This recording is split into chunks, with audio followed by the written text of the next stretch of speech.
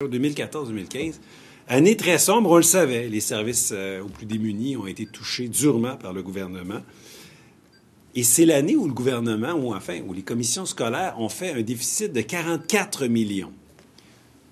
C'est déplorable que les commissions scolaires fassent un déficit, mais ils subissaient des coupures incroyables du gouvernement. Donc, ce qu'on se disait dans les faits, c'est que, j'imagine que ces déficits-là, c'est pour essayer de sauver les services aux élèves. Alors, ce que la CAQ rend public aujourd'hui, c'est ce document ici qu'on a obtenu dans les demandes d'études de crédit. Ça s'appelle « Primes et bonis pour le personnel des commissions scolaires, année scolaire 2014-2015 ».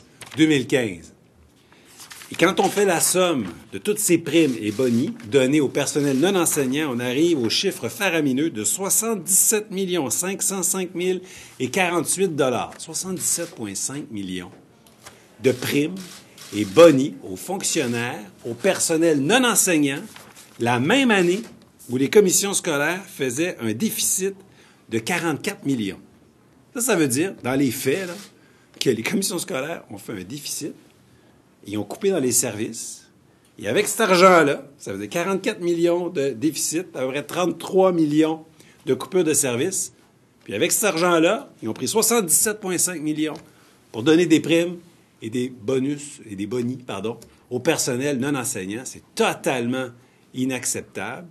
Le gouvernement a laissé passer, les ministres ont dormi au gaz, et je l'ai appris ce matin au ministre de l'Éducation, M. Proulx, qui ignorait totalement la situation. La question, c'est maintenant qu'il sait qu'est-ce qu'il va faire.